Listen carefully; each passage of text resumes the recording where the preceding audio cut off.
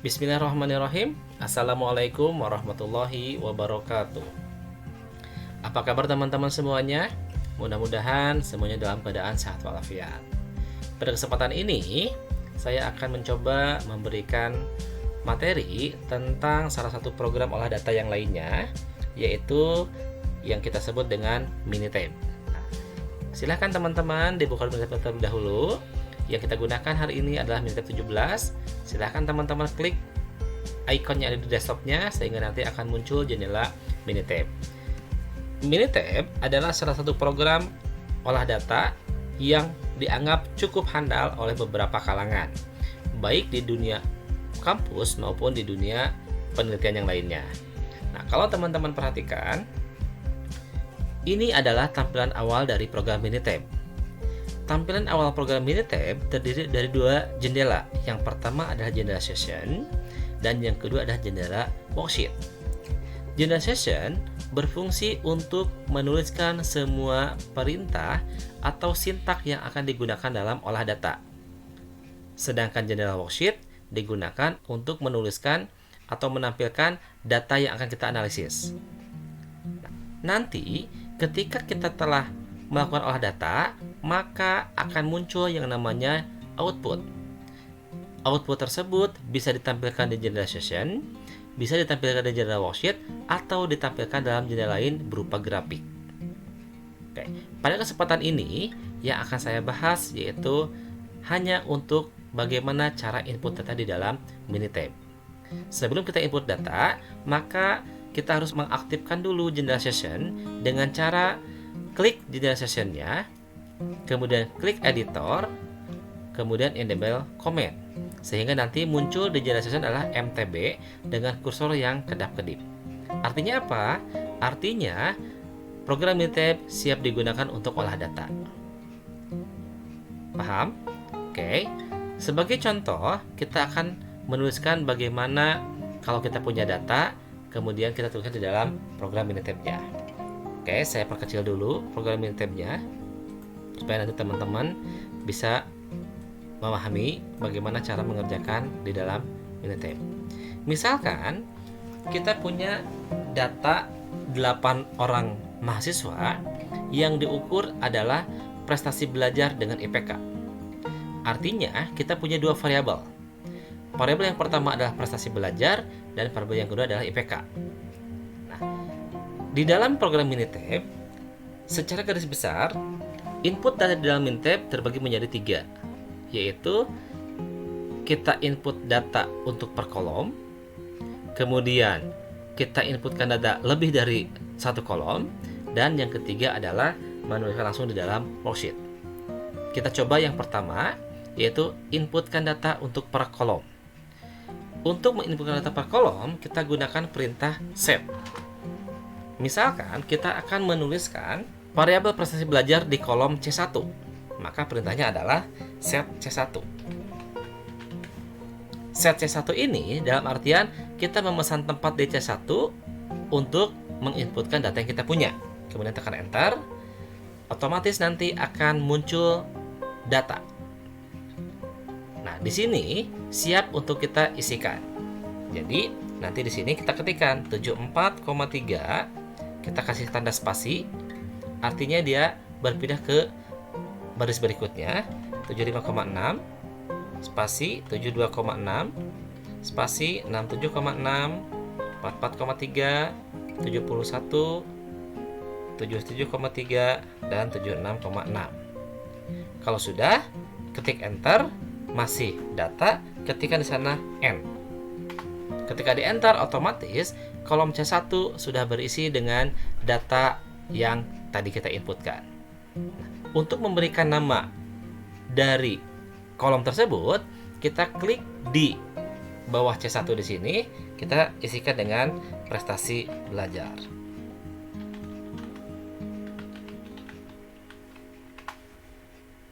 Nah, kemudian untuk menginputkan variabel yang kedua, yaitu IPK, kita harus memesan tempat di kolom C2. Maka perintahnya adalah kita ketikkan set C2. Kemudian tekan enter. Kemudian kita isikan datanya sesuai dengan data yang ada di kolom IPK. 3,65 spasi 3,78 sampai terakhir.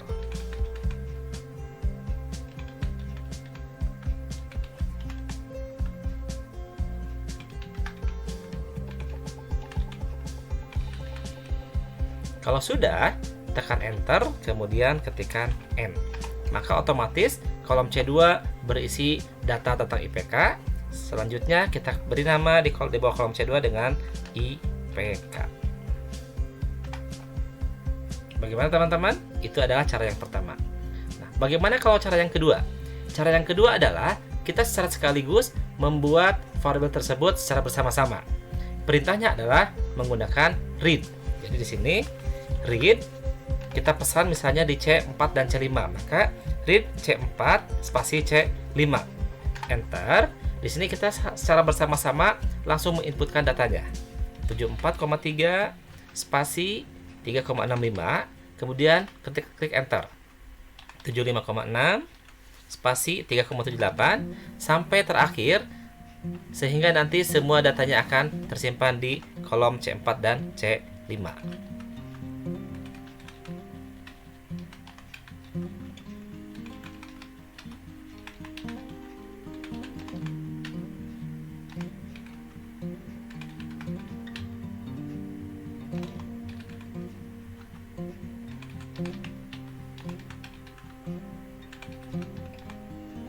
Kalau sudah, klik N.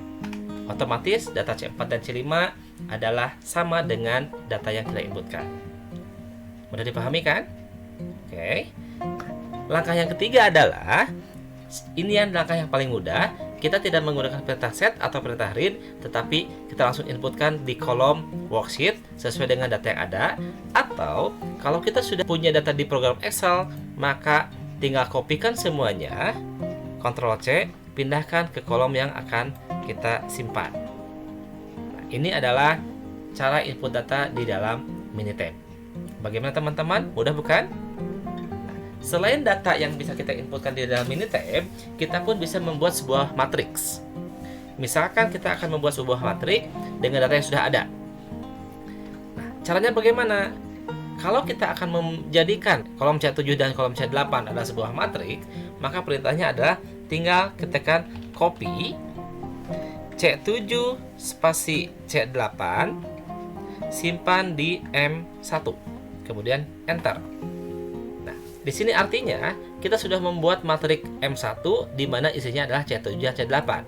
Untuk menampilkannya, kita ketikkan print M1, enter, maka ini adalah data untuk matriks M1. Untuk melakukan perhitungan menggunakan Minitab, dalam hal ini adalah operasi aritmatika, maka kita bisa menggunakan perintah cal yang ada di menu bar. Klik calnya, kemudian pilih kalkulator. Di situ kita simpan target variabel yang akan kita buat. Misalkan kita akan menjumlahkan antara C7 dengan C8 dengan nama total. Maka di sana ketikkan adalah total. Rumusnya simpan di ekspresi di sini. C7 ditambah dengan C8. Kemudian klik enter. Otomatis C9 adalah berisi penjumlahan dari C7 dan C8. Itu adalah perhitungan manual menggunakan Minitab. Untuk menyimpan file Minitab yang sudah kita kerjakan, maka kita klik file. Ada dua pilihan, pilih save project atau save current worksheet. Bedanya adalah save project menyimpan seluruh pekerjaan yang kita buat atau yang kita kerjakan, mulai dari generation, worksheet atau bahkan output berupa grafik kalau nanti ada. Kalau save current worksheet hanya menyimpan datanya saja atau menyimpan jendela worksheet saja. Untuk amannya, teman-teman lebih baik menggunakan save project. Kita klik save projectnya, kemudian save in-nya pilih, sesuaikan dengan drive yang akan teman-teman pilih, teman-teman buat. Kemudian tentukan foldernya, kemudian silahkan isikan dengan nama filenya. Ini misalnya latihan 1 Minitab. Kemudian klik save. Nah, otomatis di sini sudah ada Minitab latihan1minitab.mpj. Ini adalah cara untuk menyimpan data di Minitab. Bagaimana kalau cara membukanya? Seperti biasa, kita buka dengan file, kemudian open project. Itu adalah cara menampilkan hasil pekerjaan yang kita buat. Demikianlah yang dapat bisa saya sampaikan. Assalamualaikum warahmatullahi wabarakatuh.